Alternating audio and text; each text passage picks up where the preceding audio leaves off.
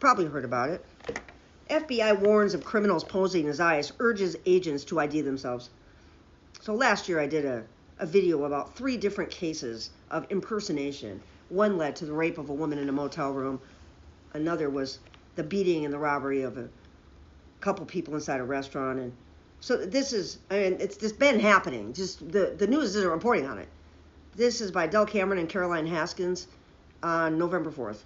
In a bulletin to law enforcement agencies, the FBI said criminal impersonators are exploiting ICE's image and urged nationwide coordination to distinguish real operations.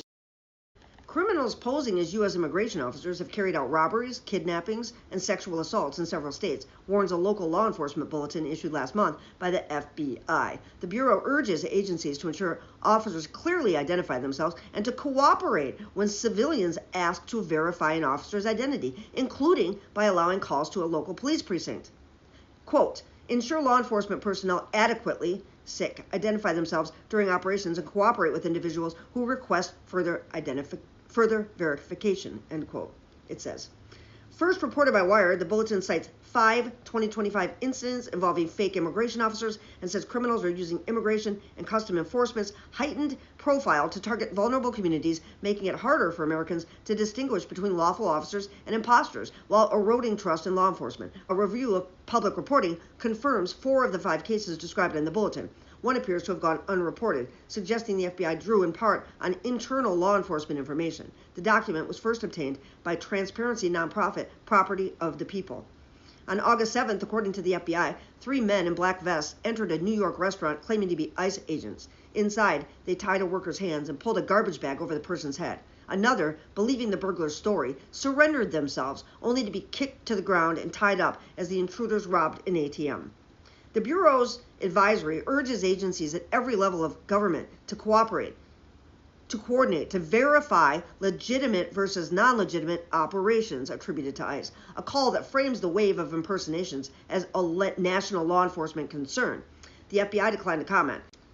Cases cited by its advisory span kidnapping, street crime, and sexual violence. In Bay County, Florida, the advisory says a woman unzipped her jacket and revealed a shirt that said ICE and told her ex-boyfriend's wife she was there to pick her up before driving her to an apartment complex. The woman later escaped.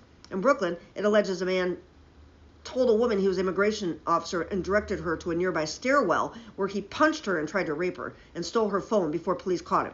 In Raleigh, North Carolina, it claims a man entered a motel room and threatened to deport the woman if she did not have sex with him, telling her he was a sworn officer. He showed her a business card with a badge, police said. The FBI describes, this is how afraid people are. This is how terrified people are. This is, let me be very clear, this is a campaign of terror. This is strategic. It's intentional. They want this. The FBI describes a few signs of impersonation. Forged or mismatched credentials. How do we know if they're mismatched credentials when we can't get them to show 1 credential, let alone 2 or 3? Outdated protective gear and cloned vehicle markings, because we're all hip to that. Well, we're getting there. Believe me, we're getting there. It's urging agencies to launch outreach programs aimed at identifying fake ICE agents, a step the FBI argues could counteract the mistrust caused by impersonators and strengthen law enforcement's image. I'm not sure anything's going to help that image right now. So a senior ICE official tells Wired, anyone caught impersonating themselves as a federal immigration agent will be prosecuted to the fullest extent of the law. Impersonating a federal immigration officer endangers public safety and erodes trust in law enforcement.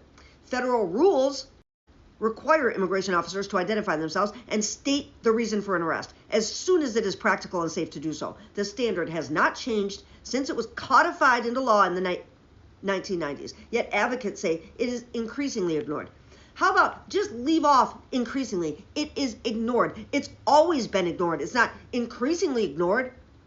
It's always been ignored from the beginning of this fucking invasion. The recent increased presence of armed, masked federal officers completely disrupts and erodes public trust in law enforcement, says Alicia Castillo of the Texas Civil Rights Project. Further, the increase in local cooperation with federal authorities through 287G agreements has led to a chilling effect on local law enforcement for communities, she says, referring to a program that deputizes local police to act as immigration agents. When masked federal agents conceal their identity and authority as a practice, Anyone can don a mask and a gun and not be expected or required to verify their authority, she adds. The growing use of such unmarked officers has raised questions for months about accountability and transparency in federal policing. However, the Trump administration frames ICE mask use as an officer safety measure best left to the discretion of field officers. At a recent press briefing, ICE Barbie, the puppy killer, said they wear masks at times to protect their identities from dangerous situations. The leadership teams, we leave that up to them to discern what's necessary. She also said, when our local law enforcement officers conduct operations, they clearly identify themselves as law enforcement while wearing masks to protect themselves from being targeted by highly sophisticated gangs like Trendy Aragua, she would say, Trendy Aragua, and MS-13 criminal rings, murderers, and rapists. They know what they're doing. They're doing it intentionally. They talk about perceptions of police legitimacy are absolutely undermined, blah, blah, blah. They keep saying that. The FBI advisory prepared by Officer of Partner of Engagement, it echoes those concerns, saying that the rise of impersonation crimes linked to recent increase in ICE enforcement actions is further eroding trust between communities and police. They keep saying this over and over again. They think it's their increased presence that's eroding public. It's their actions. Their actions. What they're actually doing is eroding public trust. The Department of Homeland Security's supposed campaign against only the worst of the worst, while upstanding community members are detained or deported and people are targeted for First Amendment protected activities, undermines legitimacy. Wearing masks and snatching people off the street undermines legitimacy, Scott says. It creates the expectation of federal officers that will aggressively treat anyone as a target, and as a result, creates the conditions for impersonators to leverage this expectation to commit crimes.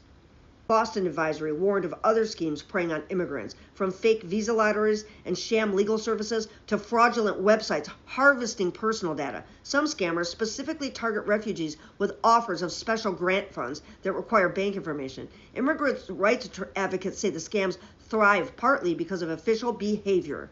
For decades, agencies like ICE and CBP have evaded meaningful oversight and operated with a culture of secrecy and abuse under both Republican and Democratic leadership, says Jeff Migliozzi of Freedom for Immigrants, an advocacy group. The increased prevalence of masked agents only compounds this culture of impunity. Impersonations of federal officers are a problem, yes, but the root of this issue is that these agencies have deservedly lost the public's trust in the first place.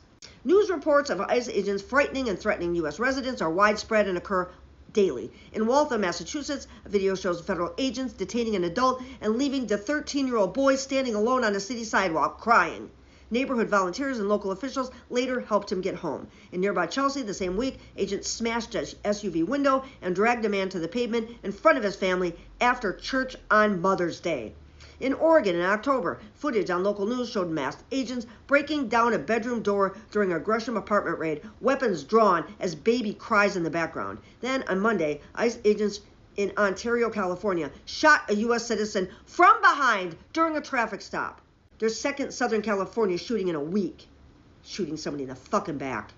It's rich that FBI thinks ICE has a PR problem in immigrant communities because of impersonators, while masked and militarized ICE agents are waging a daily campaign of terror against those very communities, says Ryan Shapiro, executive director at Property of the People.